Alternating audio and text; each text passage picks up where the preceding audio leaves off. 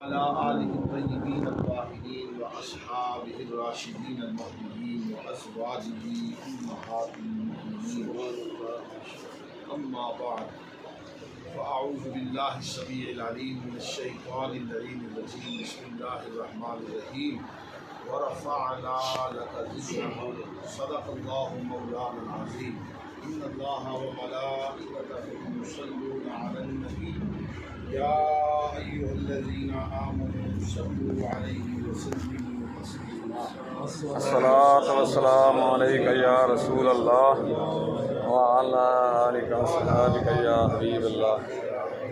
الصلاة والسلام عليك يا نبي الله وعلى آلك وصحبك يا نور.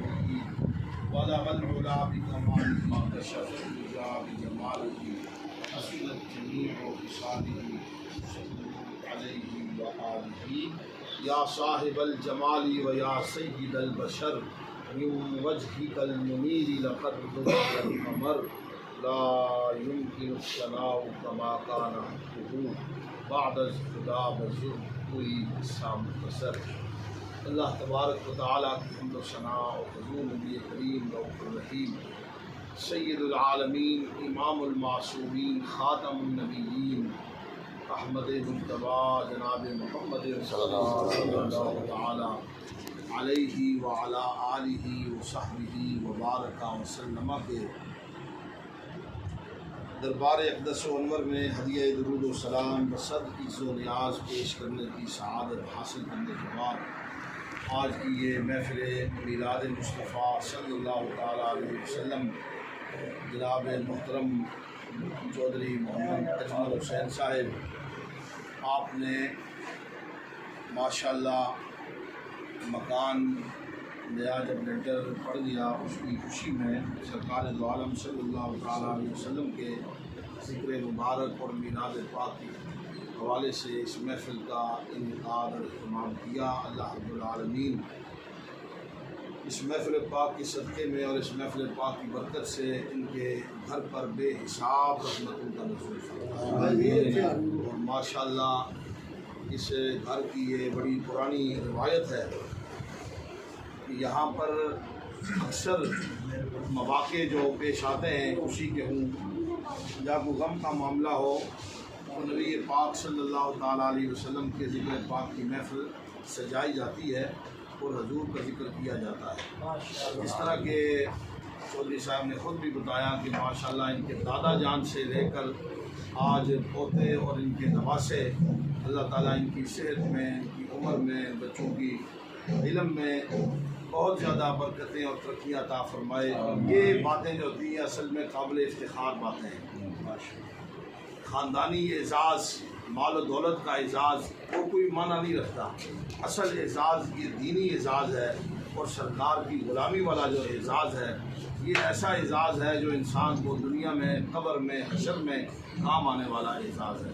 اور دعا کریں کہ اللہ تعالیٰ اسی طرح ہماری اولادوں کو بھی نبی پاک صلی اللہ تعالیٰ علیہ وسلم کی نعتیں پڑھنے آپ کا ذکر کرنے اور آپ سے سچی محبت کرنے کی توفیق عطا فرمائے. آمین. نبی پاک صلی اللہ علیہ وسلم کا ذکر مبارک یہ بڑی برکت اور بڑی سعادت کی بات ہے. اس سرکار کا ذکر جو ہے وہ کوئی معمولی معاملہ نہیں ہے. نبی علیہ السلام کا ذکر مبارک کے لیے اللہ تعالیٰ نے زبانیں بھی مختص رکھی ہیں اور وہ دل بھی مختص رکھے ہوئے ہیں. جن دلوں میں اللہ نے محبت اپنے محبوب کی رکھی ہے اور وہ زبانیں بھی مبارک چنی ہوئی ہیں جن زبانوں سے اللہ تعالیٰ مصطفیٰ کا ذکر کرواتا ہے. وہ کان بھی منتخب پسندیدہ ہیں جو کان سرکار کا ذکر سنتے ہیں اور ان کے چہرے پھول کی طرح کھلتے ہوئے نظر آتے ہیں اور ان کے دل مسرور ہوتے ہیں. ہر ایک کو یہ شان حاصل نہیں ہے. یہ ایسے بھی بد نصیب ہیں جو ذکر رسول سنتے ہیں وہ چڑ کھاتے ہیں. سرکار کا ذکر ہوتا ہے وہ ناپسند کرتے ہیں. ایسے بھی بہت سارے لوگ ہم نے دیکھے. لیکن یہ الحمدللہ اس زمانے کے اندر بھی یہ اللہ کا سب سے بڑا احسان اور کرم ہے کہ کسی کو وہ دل مل جائے جو دل حضور کے ذکر سے مانوس ہوتا ہو, وہ زبان مل جائے جو ذکر رسول سے تر رہتی ہو, وہ کان مل جائیں جو مصطفیٰ کا ذکر سن رہے والے.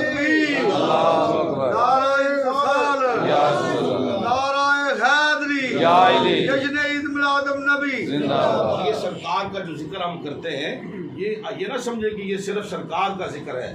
نبی علیہ السلام کا ذکر مبارک وہ ہے جو خود اللہ رب العالمین بیان کرتا ہے.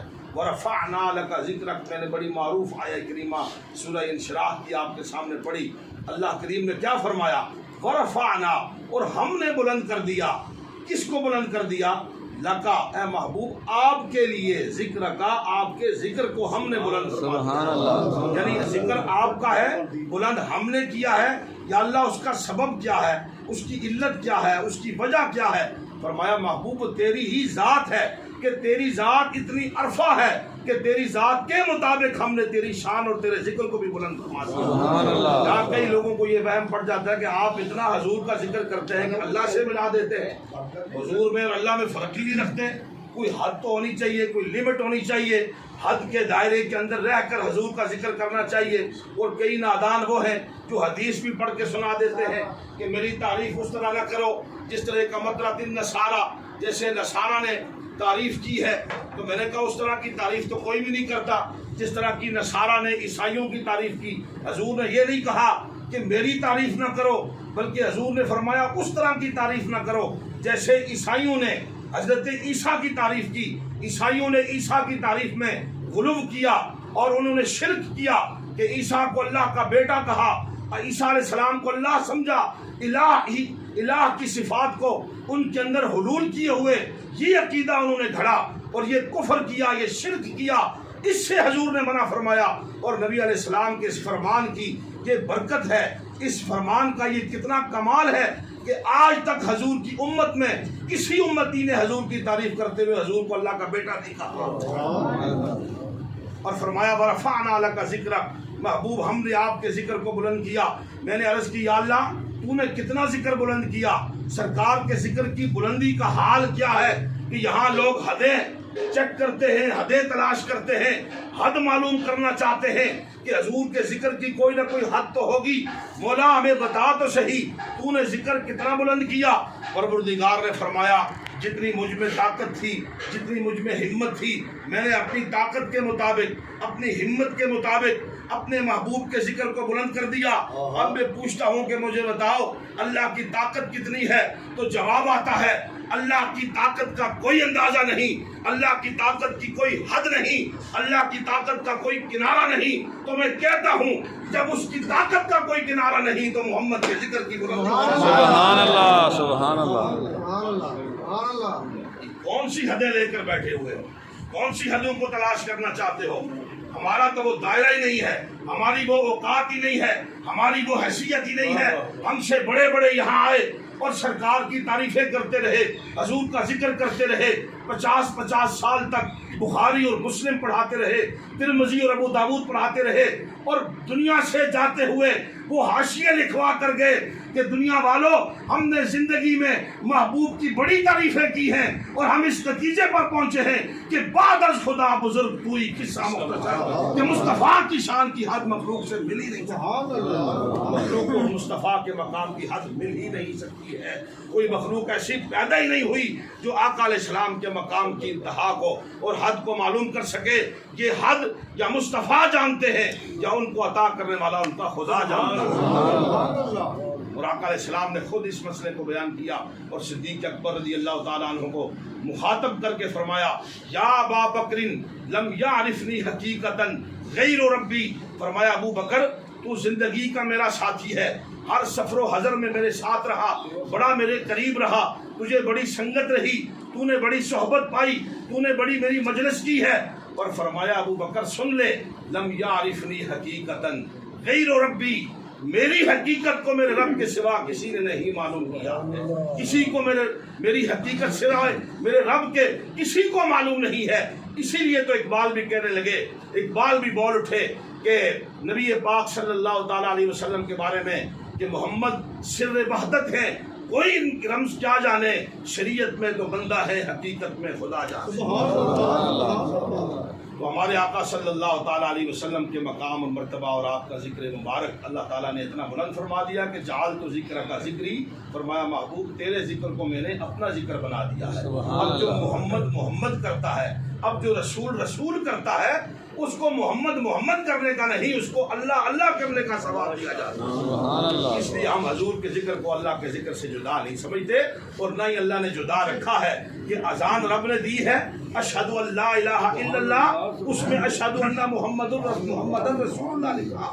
اور جب نماز پڑھتے ہیں آپ قیام میں قرآن پڑھتے ہیں، سبحان ربی العظیم پڑھتے ہیں، سجدے میں سبحان ربی الاعلیٰ پڑھتے ہیں، اور جب آپ التحیات میں بیٹھتے ہیں، اب پروردگار نے کہا کہ تم نے ثنا بھی کر لی، تم نے قرآن بھی پڑھ لیا، تم نے تسبیحات بھی پڑھ لی، تم نے سبحان ربی العظیم بھی پڑھ لیا، سبحان ربی الاعلیٰ بھی پڑھ لیا، لیکن تمہاری نماز ابھی تک مکمل نہیں ہوئی۔ اب تحیات میں بیٹھو، آنکھیں جھکا کر بیٹھو، تشہد میں بیٹھو، ہاتھ سامنے رکھ کر بڑے ادب سے بیٹھ کر اب پڑھو السلام علیکہ ایھا النبی ورحمۃ اللہ وبرکاتہ۔ فرمایا کہ اب جب تم مصطفیٰ کی بارگاہ میں سلام پیش کرو گے تو تمہاری نماز۔ سبحان اللہ سبحان اللہ سبحان اللہ۔ اور اسی لیے امام شافعی نے بھی فرمایا من لم یصلی علیکم لا صلاۃ لہ، یہ امام شافعی کا مذہب ہے۔ وہ فرماتے ہیں کہ جو سرکار کی تو ذات ہی بڑی اونچی ہے، فرمایا جو حضور کی آل پر درود و سلام نہ پڑھے بارگاہ خدا میں اس کی نماز بھی قبول نہیں ہوتی۔ اللہ رب العالمین کی بارگاہ میں دعا کریں، اللہ تعالیٰ ہمیں وہ ذکر عطا، وہ شانو والا دل عطا کرے، وہ ذکر کرنے والی زبان عطا کرے، وہ کان ہمیں عطا کرے کہ رب کریم اپنے محبوب علیہ السلام کا ذکر سننے، کرنے اور سمجھنے کی اور اس سے مانوس ہونے کی توفیق عطا فرمائے۔ آمین۔ دعویٰ یا الحمدللہ رب العالمین۔